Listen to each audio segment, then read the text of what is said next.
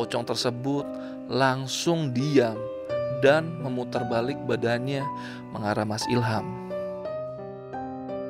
Hal yang tidak diinginkan oleh Mbak Kirana pun terjadi. Sosok pocong tersebut berada di seberang rumahnya, berdiri dan mengangguk-angguk.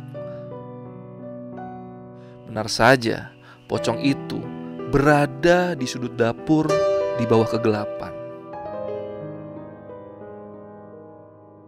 Halo buat teman-teman yang udah subscribe ataupun yang belum subscribe Lentera Malam. Biar teman-teman selalu dapat notifikasi setiap kali Lentera Malam update video baru, teman-teman bisa nyalain loncengnya seperti video di tengah ini nih. Pilih all atau semua. Jadi jangan lupa nyalain loncengnya.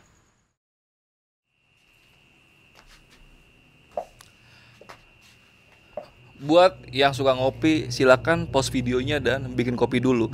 Karena cerita malam ini gue jamin bikin kalian takut masuk ke dalam dapur. Yaudah, pause dulu videonya ya.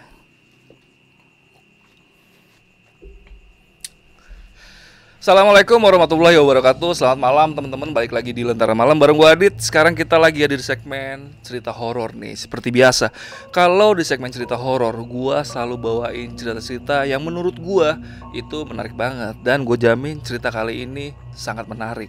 Cerita malam ini tentang pocong lagi nih, yang ditulis oleh akun Twitter @rianurfajri. Nanti linknya gue taruh di deskripsi buat kalian yang lebih suka baca cerita dibanding dengerin gue cerita ya kan. Tapi tonton aja video ini karena serem juga pastinya.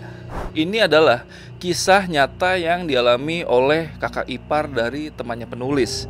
Sebut saja namanya Mas Ilham. Kisah ini berawal saat Mas Ilham dan istrinya baru pindah ke sebuah desa setelah hari pernikahannya. Desa yang awalnya damai dan tentram berubah menjadi mencekam setiap malam hari setelah seseorang yang bernama Pak Kosim meninggal dunia. Kejadian ini sudah cukup lama sih, yaitu tahun 1995 silam. Yaudah teman-teman, silakan simak cerita ini sampai habis ya, karena gue jamin cerita ini serem banget. Dan sebelum masuk ke cerita, gue mau ngasih tau dulu nih, buat teman-teman yang mau ceritanya dibacain sama gue atau Jamal di segmen cerita horor ini, atau mau jadi narsum, kalian bisa klik link yang ada di deskripsi. Nanti kalian isi form yang ada di situ.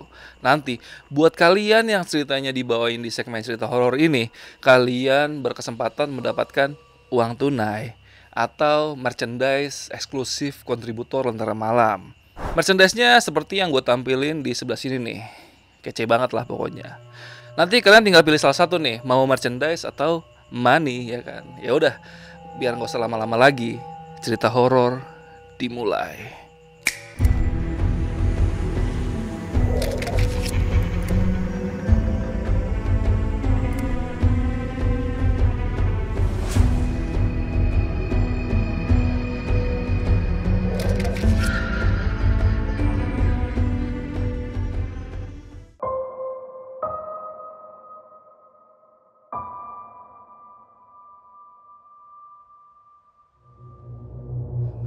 21 Januari 1995, hari istimewa untuk Mas Ilham dan calon istrinya.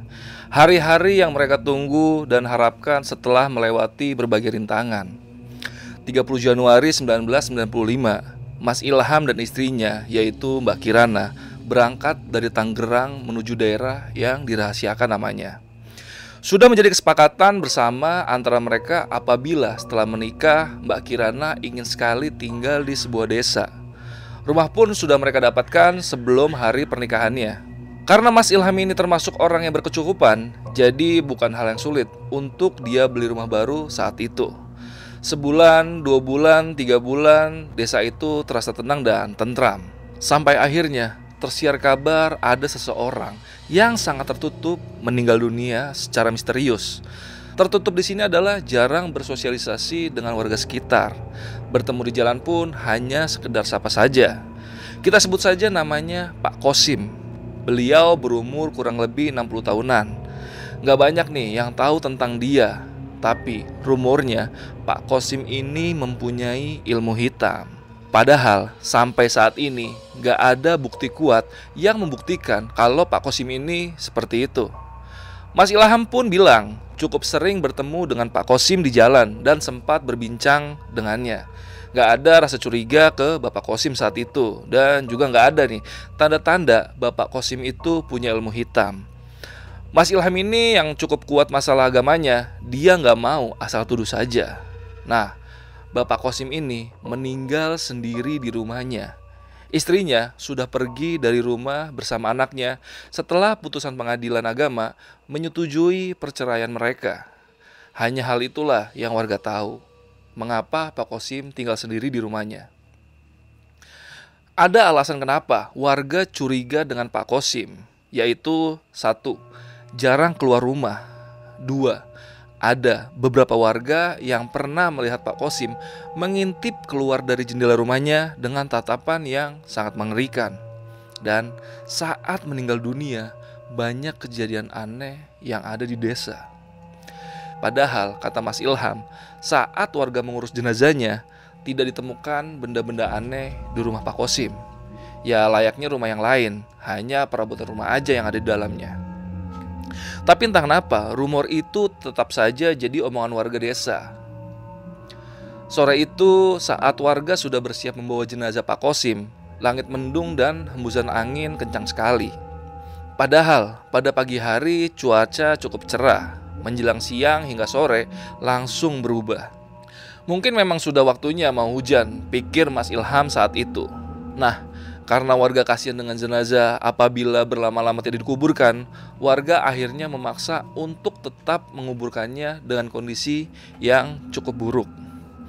Dengan susah payah warga membawa keranda dan beberapa kali hampir jatuh. Kebetulan Mas Ilham ikut juga bawa keranda itu. Jarak rumah ke pemakaman gak terlalu jauh, mungkin sekitar 500 meteran lah. Warga di sana sudah biasa nih bawa kerandanya dengan cara digotong, gak mau pakai mobil ambulan. Kata Mas Ilham ya mungkin karena jarak kuburannya itu gak terlalu jauh dari desa. Nah, sesampainya di kuburan kembali terjadi kejadian yang aneh.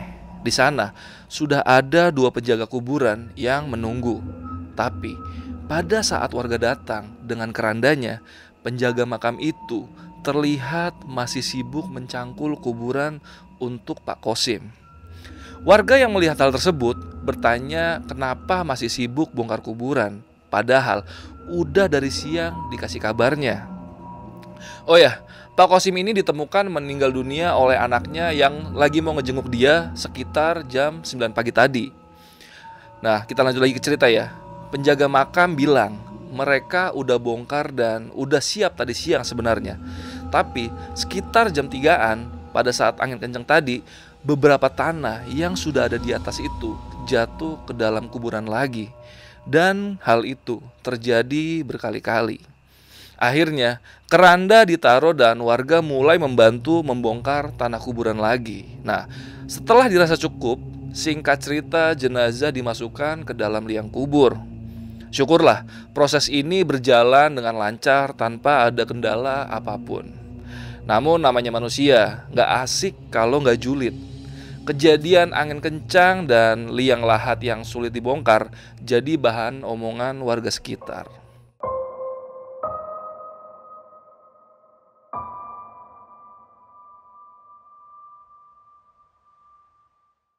Bak gayung bersambut. Teror pocong tanpa ikat tali kafan pun dimulai. Seperti desa-desa pada umumnya, ada ronda malam yang diadakan oleh warganya. Ronda di desanya Mas Ilham ini dimulai pada pukul 10 malam. Karena jam 9 malam pun sudah mulai sepi jalan-jalan di sekitar desa. Mas Ilham termasuk yang ikut dalam ronda pada malam itu. Mas Ilham pun pamit ke istrinya dan jalan menuju pos yang biasa dijadikan bapak-bapak berkumpul untuk ronda. Jarak rumah ke pos hanya 10 meteran dari rumah Mas Ilham. Dan kebetulan pos tersebut terletak di pintu masuk ke desa itu. Udara malam itu cukup dingin. Kunang-kunang masih banyak berkeliaran di desa tersebut. Assalamualaikum. Waalaikumsalam. Mas Ilham, ikut ronda. Emang gak kerja besok mas? Enggak pak, kebetulan besok gak ada klien, jadi kerjaan saya santai. Mas Ilham langsung bikin kopi yang tersedia di pos tersebut. Ada 6 orang bapak-bapak yang ronda malam itu. Tugas keliling desa juga dibagi menjadi 2 kelompok. Masing-masing kelompok berisi 3 orang. Mas Ilham kebagian bersama Pak Sori dan Pak Ruri. Gak terasa jam menunjukkan jam 11 malam. Mas Ilham, Pak Sori, dan Pak Ruri bersiap-siap untuk keliling. Senter butut tak lupa masing-masing mereka pegang. Berjalanlah 3 orang pemberani menyusuri gelapnya desa malam itu. Setiap tiang listrik dipukul menurut jamnya saat itu. Apabila sudah jam 1 malam, ya dipukul 1 kali. Jadi sesuai dengan jamnya aja. Nah, setiap rumah sampai kebun dicek dengan senter, takutnya ada maling yang lagi ngumpet. Sampai akhirnya mereka bertiga sampai di satu kebun yang terkenal cukup angker. Karena beberapa kali warga melihat penampakan di kebun itu.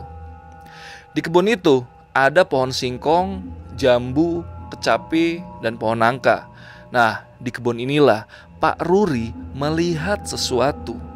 Saat senter Pak Ruri mengarah ke pohon nangka, samar-samar dia melihat seperti ada kain putih yang mengumpat di balik batang pohon nangka. Nah, Pak Ruri pun langsung menghentikan langkahnya saat itu. Saat itu dia belum sadar dengan apa yang dia lihat. Nah, saat mereka tengah berdebat tentang apa yang Pak Ruri lihat, tiba-tiba sosok itu muncul setengah badannya dari balik pohon. Mas Ilham yang pertama kali melihat itu langsung beristighfar dengan keras, membuat Pak Sori dan Pak Ruri berhenti berdebat dan langsung nengok ke arah batang pohon tersebut. Sontak saja mereka berdua langsung kabur, ninggalin Mas Ilham di situ. Ini adalah pertama kalinya Mas Ilham melihat penampakan secara kasat mata. Mas Ilham pun akhirnya ikut kabur mengejar Pak Sori dan Pak Ruri. Menurut Mas Ilham, penampakan yang dia lihat nggak seperti pocong yang ada di film-film. Sosoknya ini pocong, tapi nggak diikat kepalanya atau bagian atasnya. Bagian kepalanya kebuka dan kelihatan tengkorak kepalanya. Dan matanya pun merah. Ini ada gambaran ilustrasi dari penulisnya ya, gue tampilin sekarang. Lanjut ke cerita lagi nih.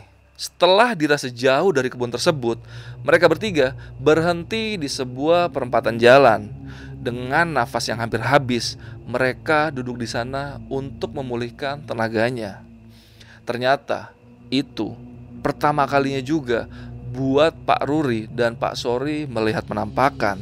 Sebelumnya mereka ya cuma dengar suara-suara aja, belum pernah melihat sosok dengan sejelas itu. Nah, setelah cukup beristirahat, Pak Ruri pun akhirnya mengajak balik lagi ke pos ronda. Saat itu mereka berjalan dengan agak cepat dan gak ada perbincangan sama sekali di antara mereka. Seperti syok, raut wajah Pak Ruri dan Pak Sori pun terlihat sangat pucat saat itu. Saat hampir sampai pos ronda, Mas Ilham meminta kepada Pak Ruri dan Pak Sori untuk tidak menceritakan tentang apa yang mereka lihat tadi. Takutnya bapak-bapak yang lain gak mau muter kalau diceritain tentang sosok pocong tadi. Nah, sesampainya di pos ronda, 3 bapak-bapak yang lain pun keheranan melihat mimik wajah Mas Ilham, Pak Ruri, dan Pak Sori yang terlihat sangat pucat. "Habis ngapain kalian? Kok pada pucat mukanya?" "Ah, gak apa-apa pak, cuma kedinginan aja." Bapak-bapak yang lain akhirnya ya percaya aja dengan omongan Mas Ilham. Karena kan memang mereka belum tahu akan terjadi teror pocong. Dan juga mereka belum pernah melihat penampakan pocong tersebut. Nah, agar tenang dan gak kepikiran, mereka bertiga akhirnya bermain catur supaya gak keingetan terus dengan sosok tadi. Dan untuk menutupi rasa curiga dari ketiga bapak yang lain juga. Nah, sekarang adalah bagian kelompok kedua untuk berkeliling. Tidak ada nasihat yang keluar dari kelompok pertama. Jalanlah mereka. Mas Ilham berharap mereka nggak melihat juga penampakan pocong yang tadi dia lihat. Jam sudah menunjukkan jam 3 pagi. Kelompok 2 pun sudah terlihat batang hidungnya setelah berkeliling desa. Tak ada yang aneh dari mereka. Pikir Mas Ilham mungkin mereka nggak diganggu oleh sosok pocong yang kelompok pertama tadi lihat. Aman pak muternya. Aman Mas Ilham. Ya cukup kondusif lah malam ini. Beruntung sekali mereka. Mungkin hari ini adalah hari apes untuk Mas Ilham, Pak Sori, dan Pak Ruri. Singkat cerita, sembari menunggu subuh, akhirnya mereka semua mengisi waktu dengan bercerita-cerita tentang kerjaan dan keluarganya. Gak terasa, azan subuh pun mulai berkumandang. Pertanda ronda sudah selesai. Masing-masing saling pamit untuk ke rumahnya dan beristirahat. Mas Ilham yang berjalan menuju rumahnya pun kembali kepikiran sosok penampakan pocong tadi. Sesampainya di rumah, Mas Ilham langsung ambil wudhu dan sholat subuh.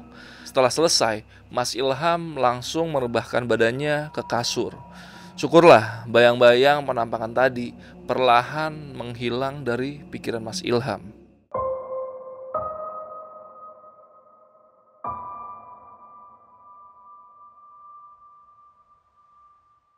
Hari-hari selanjutnya, Mas Ilham tidak ikut ronda karena banyaknya pekerjaan di kantornya.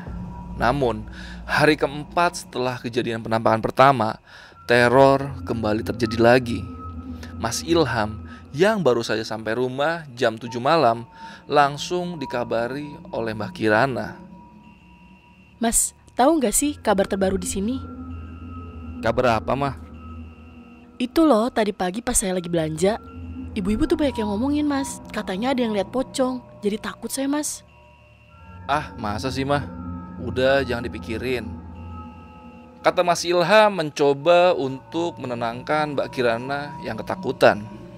Ternyata malam sebelumnya bapak-bapak yang ronda kembali diganggu oleh sosok pocong itu.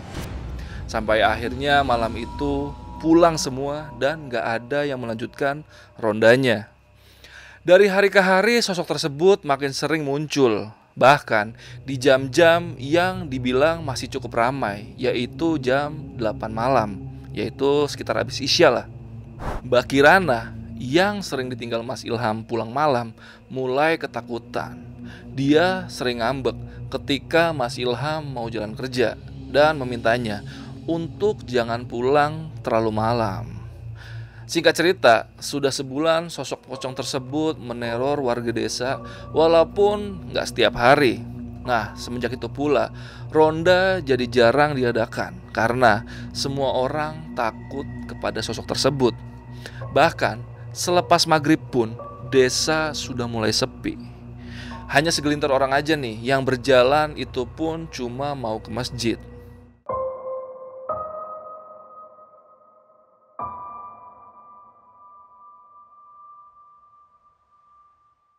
Memasuki bulan kedua dari teror, Mas Ilham sedang sibuk-sibuknya mengurus kerjaan dan memaksa dia untuk selalu pulang larut malam. Seperti hari itu, Mas Ilham pulang dari kantornya jam 11 malam. Jalan menuju desanya sedikit melewati hutan. Namun untungnya gak pernah ada nih kejadian warga yang melihat penampakan di hutan tersebut. Nah, dengan motornya, Mas Ilham pun berjalan menuju pintu masuk desanya. Tidak terlihat ada bapak-bapak yang sedang ronda malam itu. Malam itu suasana benar-benar sepi sekali. Mas Ilham yang menyusuri jalan dengan sendirian, dalam pikirannya pun udah mikir yang aneh-aneh nih. Tapi di situ dia segera bersikir agar bisa tenang. Nah, Mbak Kirana ini terbiasa nggak tidur sebelum Mas Ilham ini pulang dan selalu keluar rumah saat mulai terdengar suara motornya Mas Ilham. 100 meter sebelum sampai di rumahnya, Mas Ilham merasa motornya agak sedikit berat nih di bagian jok belakangnya. Nah, saat sudah di depan rumahnya, Mas Ilham melihat Mbak Kirana keluar dari rumah dan kaget karena tiba-tiba dia teriak lalu langsung pingsan saat melihat Mas Ilham. Mas Ilham yang bingung melihat istrinya pun langsung buru-buru menghampiri istrinya. Dia gendong lah dan bawa masuk ke kamarnya. Di situ Mas Ilham mencoba untuk menyadarkan Mbak Kirana, namun ya hasilnya nihil. Mbak Kirana masih nggak sadarkan diri. Jadi untuk sementara Mas Ilham membiarkan Mbak Kirana ini tidur di kamar, dan Mas Ilham pun bersih-bersih badannya di kamar mandi. Model kamar mandi rumahnya Mas Ilham itu pintunya terbuat dari kayu. Jadi kalau membuka pintu ataupun menutup pintu, terdengar denyit dari engsel pintunya. Saat Mas Ilham berjalan ke kamar mandi, dia mendengar suara pintu kamar mandinya seperti ada yang membuka dan menutupnya. Mas Ilham langsung menghentikan langkahnya dan kembali lagi terdengar suara pintu kamar mandinya digoyang-goyang lagi. Nah, karena penasaran, Mas Ilham perlahan mengintip dari balik tembok, dan ternyata apa yang dia lihat sesuai dengan apa yang dipikirkannya. Sosok pocong sedang memainkan pintu kamar mandinya. Mas Ilham yang melihat hal itu sangat kaget luar biasa. Sosok itu membelakangi Mas Ilham. Yang terlihat hanya kain yang lusuh seperti bekas tanah dan tengkorak kepala belakangnya yang bolong. Mungkin sadar dengan kehadiran Mas Ilham, pocong tersebut langsung diam dan memutar balik badannya mengarah Mas Ilham. Lalu sosok tersebut tiba-tiba terbang ke atas plafon dan menghilang sambil tertawa terbahak-bahak. Mas Ilham yang masih terpaku, dia nggak bisa apa-apa. Badannya makin gemeter saat itu dan juga berkeringat. Dia coba baca-baca doa dalam hati dan syukur saja nih langsung bisa bergerak lagi badannya. Tanpa pikir panjang, dia langsung balik lagi ke kamarnya dan tidur bersama istrinya.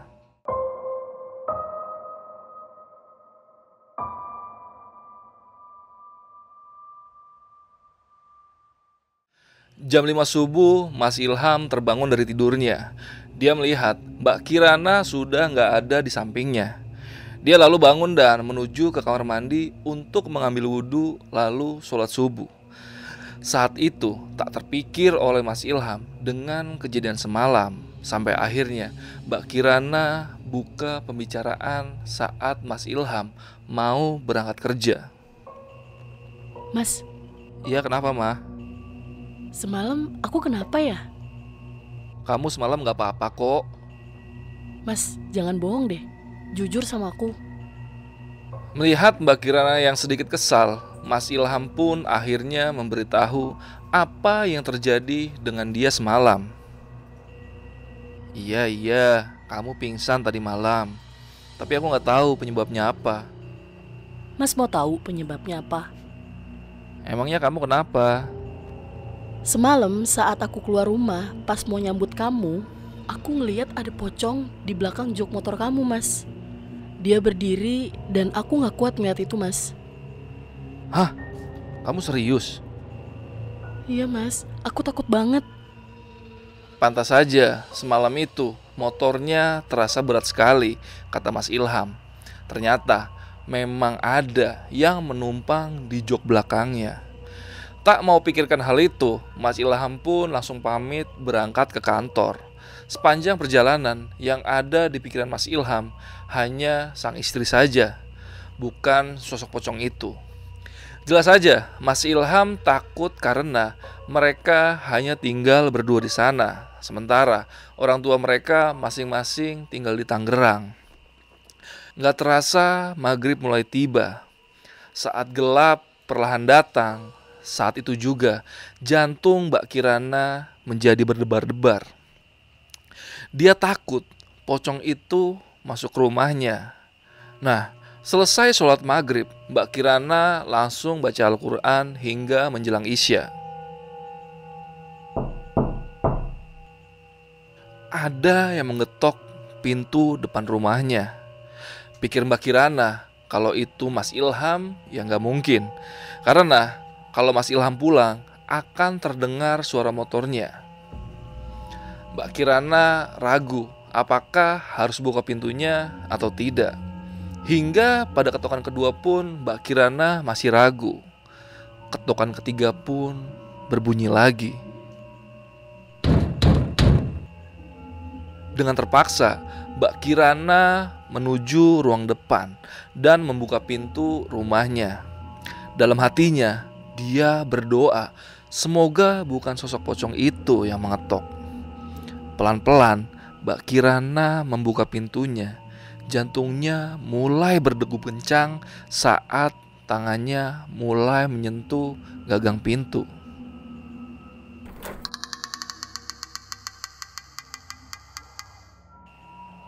Di saat pintu mulai terbuka, Mbak Kirana mencium bau yang tidak sedap.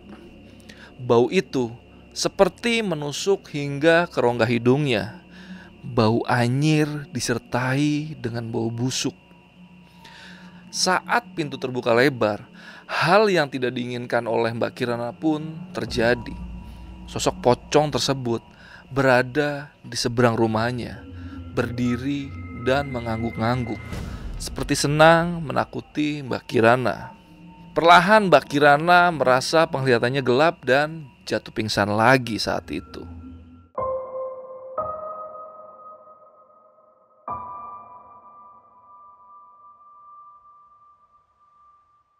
Jam sudah menunjukkan jam 12 malam lebih.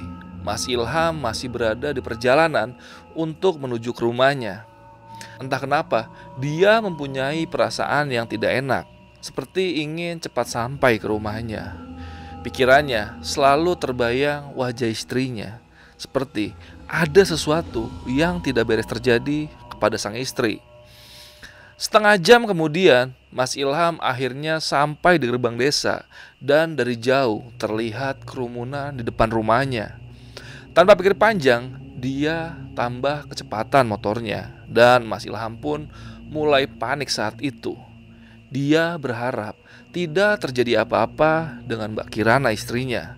Setelah memarkirkan motornya, dia langsung bergegas masuk ke dalam, melewati kerumunan warga yang penasaran, ingin tahu apa yang sedang terjadi. Perasaan Mas Ilham pun sedikit lega setelah mengetahui istrinya hanya pingsan saja. Satu persatu warga pun mulai pulang ke rumahnya masing-masing. Bahkan ada yang pulang dengan cara bergerombol karena takut melihat sosok pocong. Kini tinggal tersisa hanya bapak-bapak dan Pak Ustadz di rumahnya. Tak lama, Mbak Kirana pun sadar dari pingsannya. Lalu menceritakanlah apa yang dia lihat tadi. Mbak Kirana pun langsung memeluk Mas Ilham. Badannya bergetar seakan masih ketakutan dengan sosok pocong itu. Pak Ustadz, apa kita akan diem aja? Sebenarnya sih saya sudah coba memanggil teman saya, namanya Pak Haji Solim. Tapi beliau sedang pergi haji dan baru pulang minggu depan. Ya tidak apa-apa Pak, setidaknya kita sedikit tenang mendengarnya. Sejujurnya Mas Ilham ini kesal dengan sosok pocong tersebut. Kenapa istrinya yang diganggu oleh pocong itu? Entah emang sosok ini sengaja menakuti atau ada maksud lain. Saat Mas Ilham di dapur membuat kopi untuk Pak Ustadz dan bapak-bapak yang lain, dia mulai mencium aroma busuk dan anyir. Mas Ilham pun paham kalau ini sudah ada yang gak beres nih. Dia percepatlah membuat kopinya dan di saat membalikan badannya, benar saja pocong itu berada di sudut dapur di bawah kegelapan. Dia seperti memperhatikan Mas Ilham. Mas Ilham yang hanya bisa terdiam saat itu, gak bisa menggerakkan badannya. Setelah sosok itu hilang, barulah dia beristighfar dan membawa kopinya ke depan. Mas Ilham tidak mau nih menceritakan apa yang dia lihat tadi di dapur. Karena kalau diceritakan pasti akan buat yang lain ketakutan dan pulang ke rumah masing-masing. Pak Ustadz dan bapak-bapak yang lain pun mulai membicarakan solusi untuk mengusir pocong tersebut dari desa. Dan alhamdulillah minggu depan teman Pak Ustadz ini, sebut saja Pak Haji, akan mencoba membantu warga untuk mengusir sosok pocong tanpa ikatan kepala tersebut. Mas Ilham dan yang lainnya pun merasa lega mendengar kabar itu. Dan malam semakin larut, pembicaraan makin meluas dan sudah berganti topik, tidak lagi membahas pocong tersebut. Hingga akhirnya satu persatu bapak-bapak pun pulang pamit, pulang ke rumah mereka.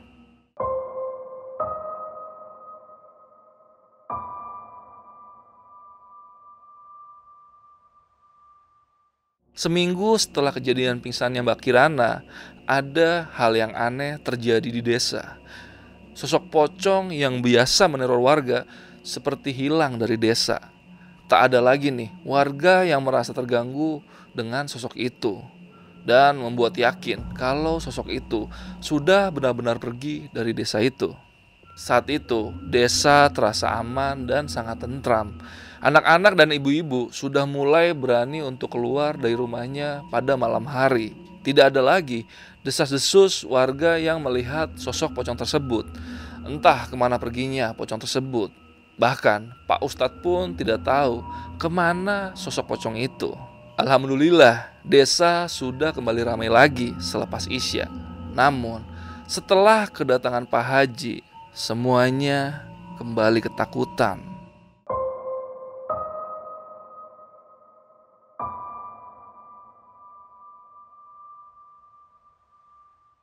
Tiba akhirnya hari di mana Pak Haji datang berkunjung ke desa tersebut untuk memenuhi undangan Pak Ustadz.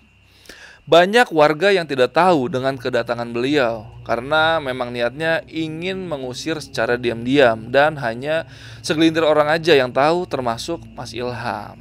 Terlalu beresiko kalau banyak yang tahu, pasti akan banyak nih yang ingin menonton, ucap Pak Haji. Hari ini Pak Haji memantau keadaan saja dan memetakan lokasi-lokasi yang memungkinkan pocong tersebut bermukim. Setelah berhasil memetakan, Pak Haji pun izin pamit pulang untuk menyiapkan segala sesuatu untuk esok harinya. Menurut Pak Haji, sosok ini cukup kuat. Sosok ini juga punya beberapa anak buah yang menjaganya. Sebelum pamit, Pak Haji mengucapkan sebuah pesan yang bisa dibilang cukup mengagetkan. Ini bukan sosok yang sudah lama di desa ini, tapi ini kiriman dari seseorang, ujar Pak Haji. Selepas Pak Haji pulang, Pak Ustadz dan beberapa bapak-bapak yang hadir tetap di tempat untuk membicarakan masalah ini. Usut punya usut, ada hal yang Mas Ilham tidak tahu selama ini. Sebuah perusahaan besar ingin membangun pabrik di sekitar desa ini, namun ditolak oleh warga. Diam-diam, perusahaan tersebut seperti tidak terima atas penolakan warga. Namun ini baru perkiraan sementara warga aja ya, karena kan hal gaib itu sulit untuk dijadikan bukti dalam kejahatan. Tapi mendengar pesan Pak Haji membuat bapak-bapak berpikir bahwa perusahaan itulah biangnya yang mengirim sosok pocong tersebut untuk menakut-nakuti warga agar pindah dari desa itu. Kita tunggu aja penjelasan dari Pak Haji esok hari ya bapak-bapak, ujar Pak RT. Setelah sepakat untuk menunggu esok hari, semuanya pun pamit pulang ke rumah masing-masing. Sebagian bapak-bapak terlihat marah mendengar pesan Pak Haji tadi, walaupun belum pasti perusahaan itu pelakunya. Namun tetap saja mereka tetap geram kepada perusahaan itu. Hari yang ditunggu-tunggu pun tiba. Mas Ilham langsung menuju ke rumah Pak Ustadz. Dan sesampainya di sana, ternyata sudah ada beberapa bapak-bapak yang sudah hadir. Jelas saja, mereka semua penasaran, ingin tahu siapa pelakunya. Tak lama, Pak Haji pun datang. Dia datang bersama seseorang yang terlihat cukup muda. Ternyata dia adalah orang yang tubuhnya akan dijadikan media komunikasi dengan sosok pocong tersebut. Gelap perlahan datang, seakan menyambut kedatangan sosok pocong tersebut. Banyak warga yang keluar rumahnya untuk bermain selepas Isya. Mereka nggak tahu bahwa di tempat lain ada yang sedang berusaha membuat desa itu kembali damai. Sebuah ruang yang berukuran sedang sudah dipersiapkan oleh Pak Ustadz. Anak muda yang dijadikan media komunikasi pun sudah duduk di antara bapak-bapak dan Pak Haji. Nggak butuh waktu lama nih untuk Pak Haji mendatangkan pocong tersebut. Tanda-tanda pocong itu datang adalah adanya angin yang cukup kencang dari luar. Perlahan, tangan pemuda itu menekuk di perutnya. Matanya melotot dan tanpa berkedip sedikit pun.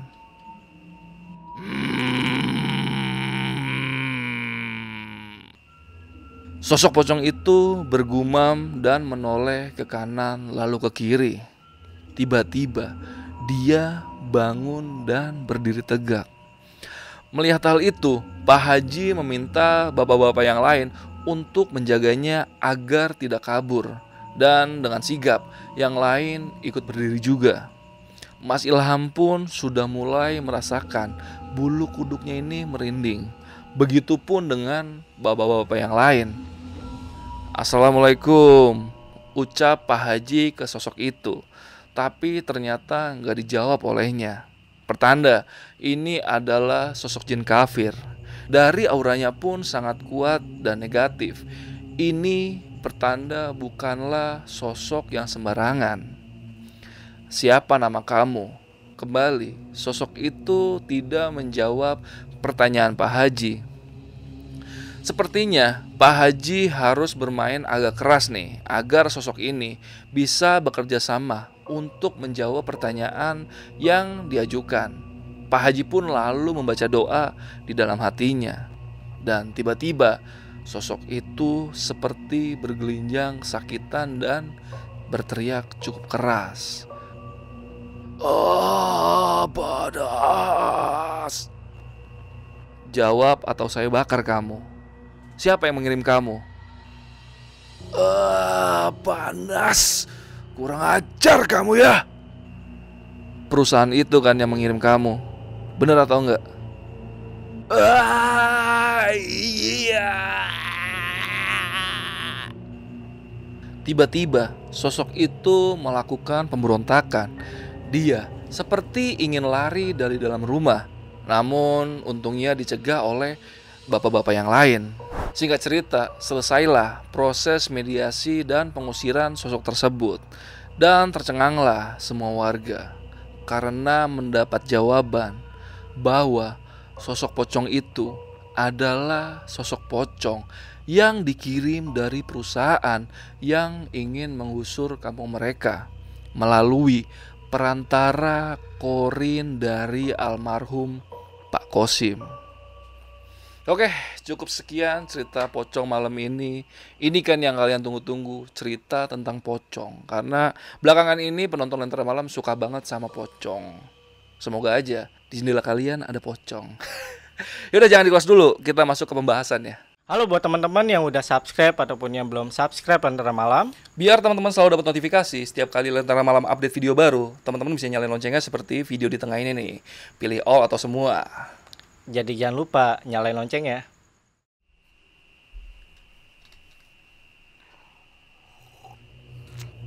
Gimana nih menurut kalian cerita tadi yang gue bawain? Menurut gue sih ini cerita bagus banget ya, karena ceritanya cukup details dan plot-plotnya itu nggak terlalu pasaran banget lah. Dan ya pokoknya keren lah cerita ini. Makanya gue mau bawain cerita di segmen cerita horor ini. Dan ada pesan yang bisa kita ambil dari cerita ini. Kita nggak boleh lah asal nuduh seseorang kalau dia itu pakai ilmu hitam atau apalah. Karena seperti yang terjadi di cerita tadi kan, Pak Kosim itu sebenarnya ya cuman mungkin korinnya itu dimanfaatkan oleh seseorang untuk meneror warga. Tapi warga malah nuduhnya Pak Kosim ini punya ilmu hitam dan meneror warga gitu loh, mengganggu warga. Dan akhirnya terjawab sudahlah di belakang, ternyata ya ulah dari perusahaan yang mau ngegusur desa itu. Dan salahnya menggunakan korin dari Pak Kosim itu. Cuman gue nggak tahu sih korin itu bisa dimanfaatin atau enggak. Buat teman-teman yang lebih tahu boleh komen di bawah, karena gue nggak punya kapasitas buat menjelaskan tentang hal itu gitu. Karena gue juga nggak tahu apa-apa tentang hal begituan ya kan. Ya udahlah, paling cerita malam ini cukup segitu aja. Dan gue mau ngingetin teman-teman yang punya cerita horor seperti yang gue bawain tadi, kalian bisa kirim cerita kalian lewat link yang ada di deskripsi. Kalian tinggal klik linknya aja, nanti tinggal kalian isi tuh, di dalam ada formnya. Nah, buat kalian yang ceritanya gua angkat di segmen cerita horor ini atau Jamal bacain, kalian berhak mendapatkan uang tunai atau kalian bisa pilih dapat merchandise eksklusif kontributor Lentera Malam. Kayak gini nih. Kalian pilih salah satu nih, mau duit atau merchandise kontributor Lentera Malam. Pilih aja salah satu ya kan. Yaudah, paling video malam ini cukup segitu aja. Gua Adit dari Lentera Malam.